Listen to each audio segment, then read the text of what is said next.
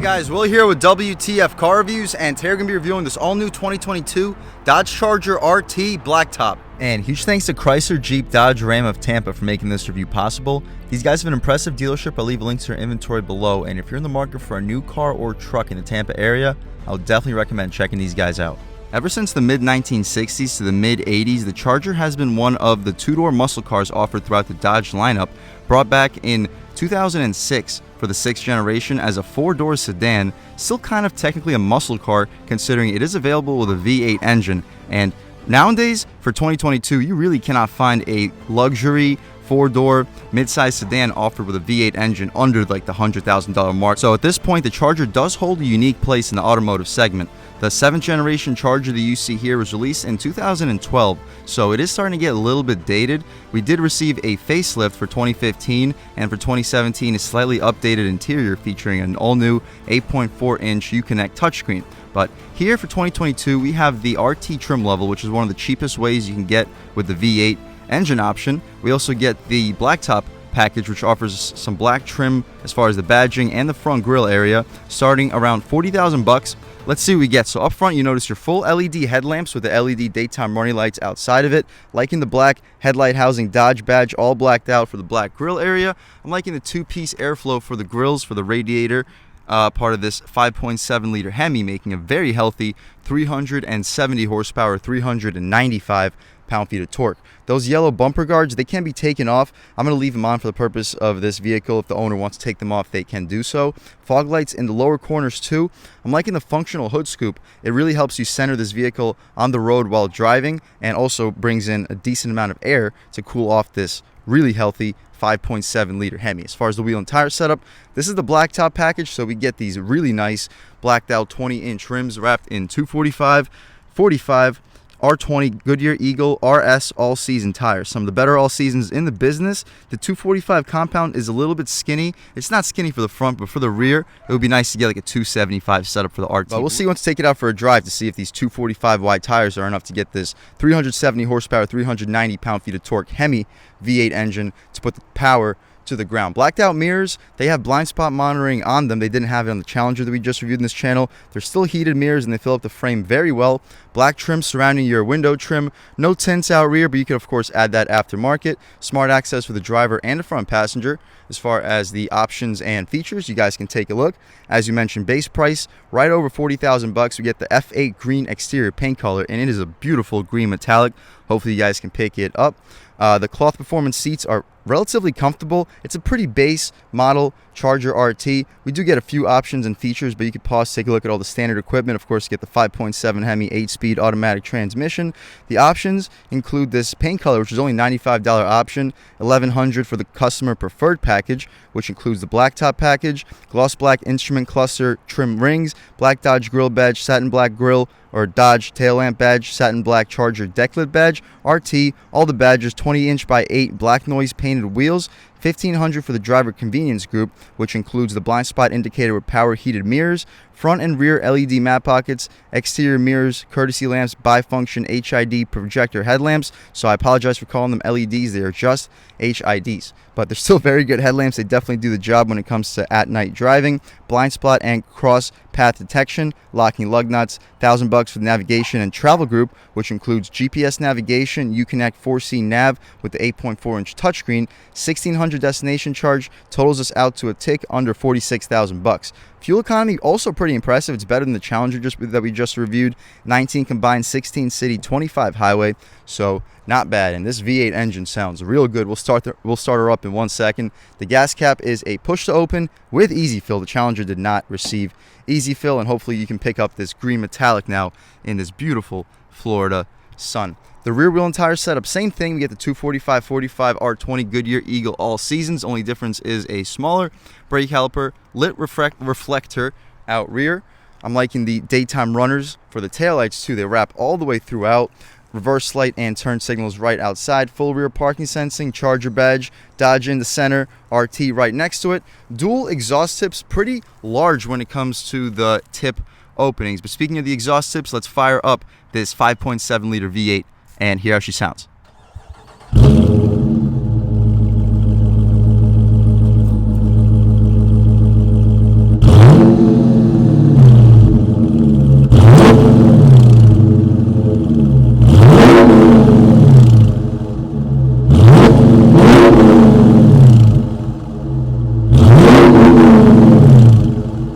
Alright guys, that was of course what makes this 2022 Dodge Charger RT one of the most value-packed performance sedans on the road today, thanks to this 5.7 liter Hemi. As soon as you figure out this hood, huge thumbs up for the struts. Here you have it though, the 5.7 liter Hemi pumping out 370 horsepower, 395 pound-feet of torque. Made it to this 8-speed automatic transmission. You can expect this 4,500 pound sedan to get to 60 in the low 5-second range, maybe around 5.2 seconds if you get a great launch. You notice your brace connecting your two strut towers together, which should really help when it comes to the handling. But what you see is basically what you get. It says Charger right here in the front area, wiper fluid. I'm not quite sure why I even brought that up, but other than that, we can take this hood, shut her right up, take one more step back, get a great look at that light pattern one more time. You see your LED daytime running lights and HID headlights. But other than that, hopefully you guys can pick up the fog lights too in the corners. They're currently not on, but they were at the beginning of this review. Hopefully you picked it up. As far as the interior, also impressive. Remember, this vehicle has a base price of $40,000 with the V8. You open up the door, everything is soft touch materials. You get the stitching in the center, super gushy soft leather armrest, great padding. I'm liking this little storage pocket, auto one touch for the front windows, still power windows out, rear 4-way adjustable mirrors with blind spot monitoring on them. The aluminum door handle has great resistance.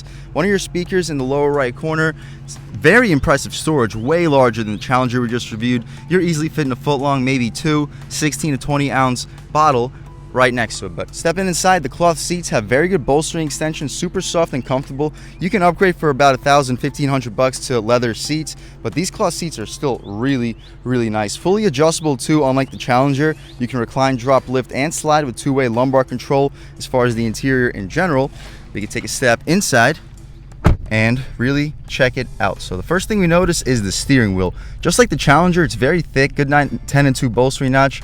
The 9 and 3 has this beautiful perforated leather material, and it fits very nicely in your hand. It's a pretty large steering wheel, not a flat bottom either, but I'm still really liking it. It fits almost perfectly in your hands. I like this way better compared to what we would get from like the Ford Mustang. You get these nice notches in the corners of the steering wheel too, which should help keep your hands in place. The horn area is also rubberized, the horn itself. Pretty loud and aggressive sounding horn. People should definitely be getting out of your way. The buttons on the left side control your infotainment. Beneath that, we have our voice commands. You can answer and hang up your phone calls. On the right side, we get cruise control and 3 blank switches. The media dials are right beneath your paddle shifters, which are also aluminum. Nice high quality touch. The infotainment adjustments, it says 77 degrees right now. There is not a chance that it's below 90 outside right now, but it says 77. We'll believe it. We get a digital speedo, vehicle info, the tire pressure information, coolant temperature, trans temp, oil pressure, oil life, battery voltage, which is nice, intake air temperature, engine torque, engine power, and right back to where we started.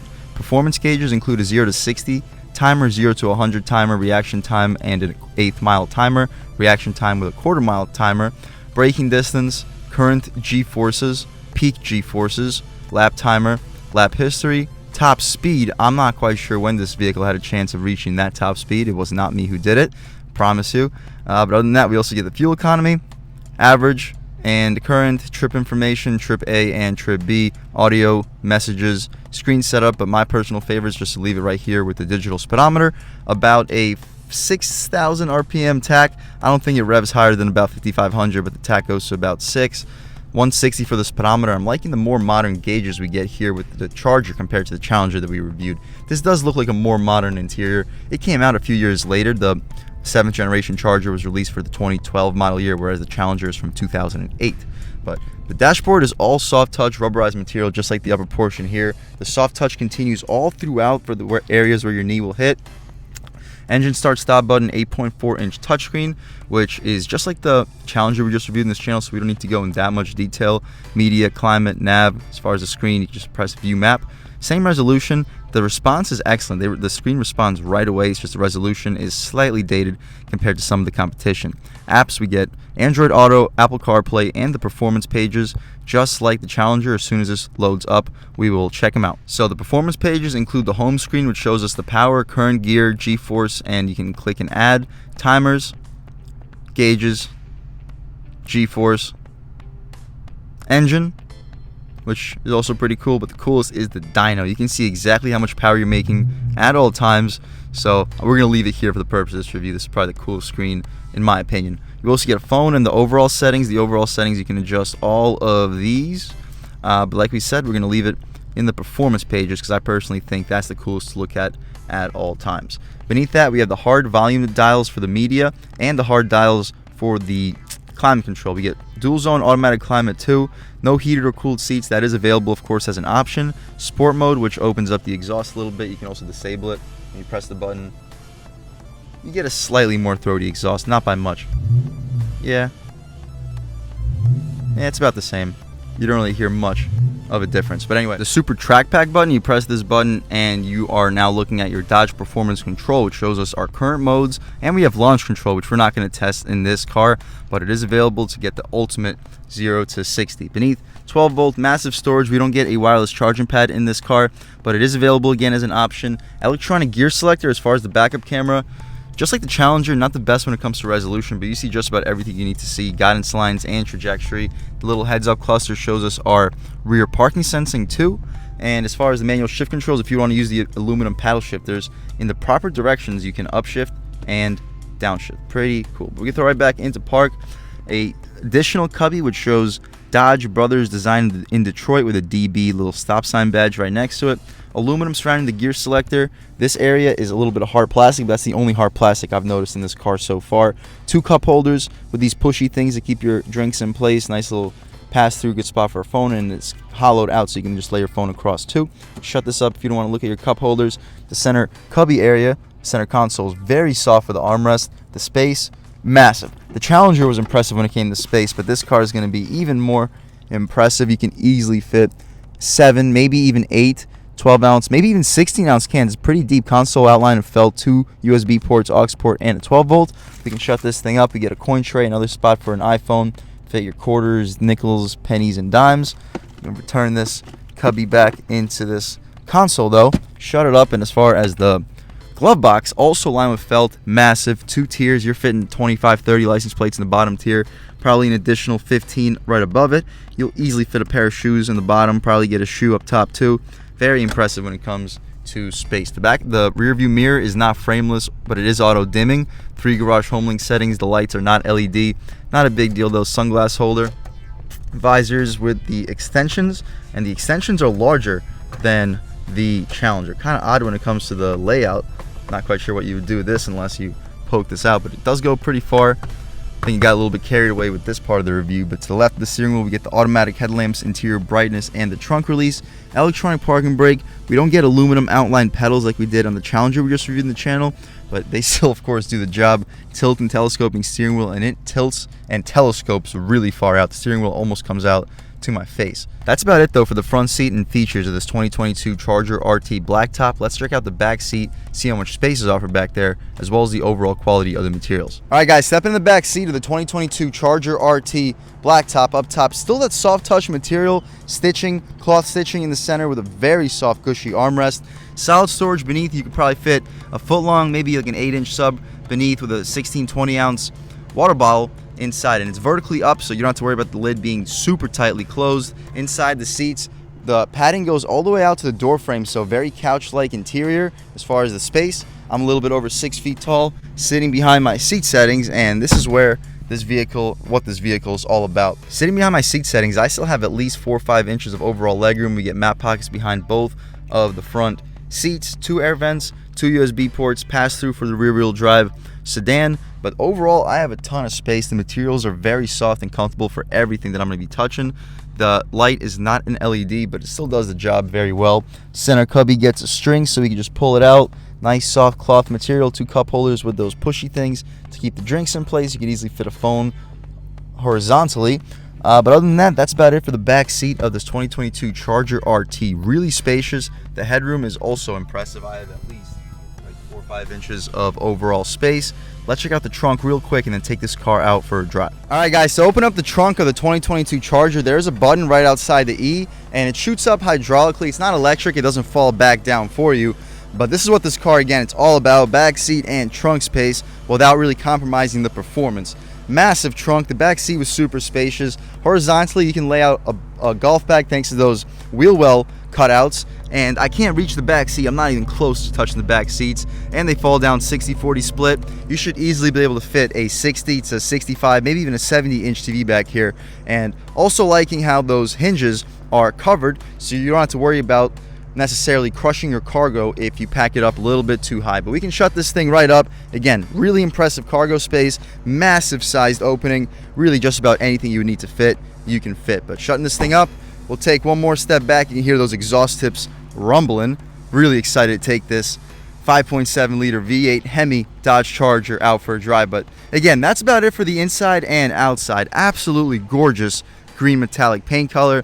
But what this vehicle is all about, it's not really the paint color, it's not really the interior, it's all about that 5.7 liter V8. And let's take this car out for a drive. All right, guys, now we're just about seeing everything we need to see with the inside and outside of this all-new 2022 Dodge Charger RT Blacktop. Let's take it out for a drive. We're currently in Sport. We'll start the review off in, let's just put it in normal mode. But the steering does not change once you're already driving. The steering can only change once you're stopped. But in sport mode, yeah, the engine doesn't get quite as sensitive, the transmission doesn't get quite as responsive, but it feels very similar. The main difference in sport versus not sport is just going to be really your steering and overall sensitivity of the throttle. So honestly, for the purpose of this review, this is a Charger with a V8. We're throwing this thing in sport and really see how it performs. The exhaust, we don't get the active exhaust here, but as you heard in the revs, this thing sounds absolutely incredible.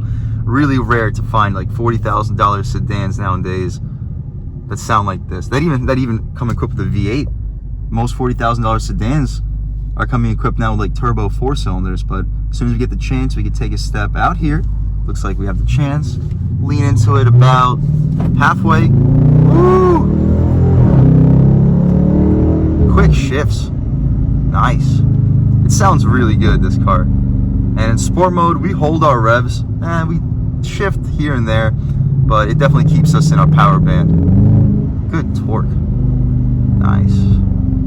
And as far as these paddle shifters, third gear, second gear, a little bit of a rev match downshift, but doesn't sound quite as aggressive. But all right, guys, second gear on the gas. Ooh. Nice. That thing actually pulled hard. Downshift. Nice. It doesn't really sound too aggressive when it comes to the downshifts. But all right, guys, it looks like we have a chance to try an acceleration onto a highway. First gear on the gas. Woo, we hit the rev limiter. Yeah. This thing feels like it can move. Good power. And one more time on the gas. Yeah. Wow, we look down, you're going a lot faster than you think you are. The isolation from the road is ridiculous. We do our BMW reviews, our Audi reviews on this road, and when it comes to the concrete pavement, you hear just about nothing through the road. Really quiet when it comes to road noise. The ride quality is downright excellent. Throw it into 8th gear at around 60 miles per hour. We're turning barely over 1,000 RPM. That's probably why we can get our miles per gallon around 25 on the highway, but we can shift them down. 4th gear. Torquey. Nice torque. And downshift. Throwing it in. The steering feels sharp. Yeah. What a beast.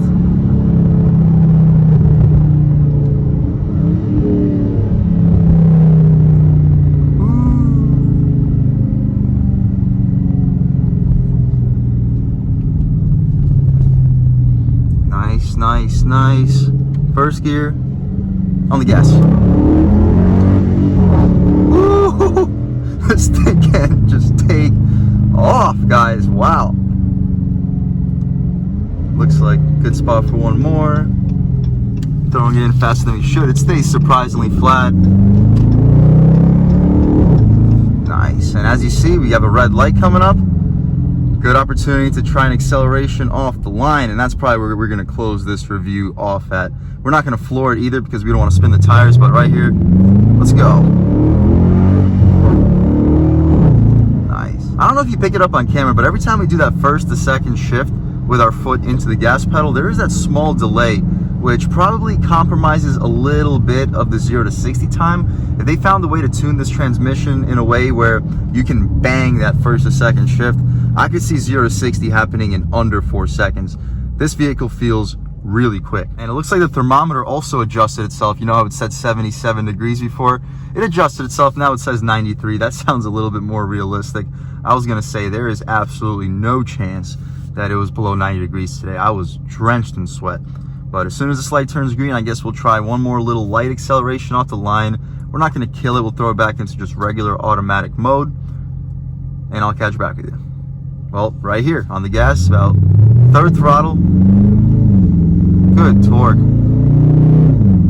Yeah. Not to push it a whole lot farther, but even in like the low acceleration modes, you hear that grunt from that V8. It really makes this driving experience something that you would not experience from really anything else on the road, especially considering the price point of this 2022 Charger RT. All in all, guys, this car is awesome. For those of you who don't know, I was actually considering going with the Charger Scat Pack when I went with my Camaro LT1 instead. The Charger is just, you get so much for your money. Look at this interior, you get all this space, all these features.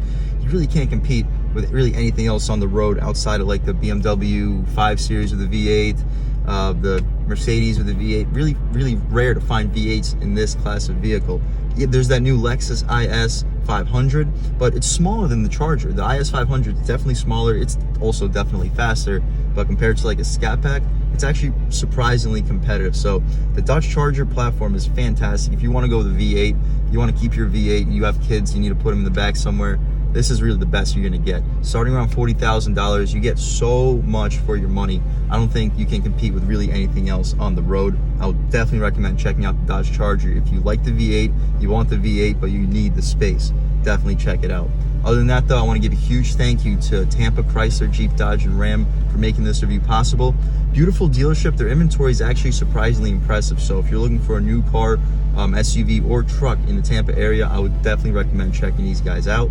And huge thanks to all of you for watching. I had a great time making this video. As you know, I love the Dodge Charger. I had a great time making it, and I hope all of you guys enjoyed watching it half as much as I enjoyed making this video. If you haven't subscribed yet, please subscribe. If you've already subscribed, thank you so much. You guys know I have endless gratitude for all the subscribers. You know the channel is just not possible without you, and I really appreciate the constant support.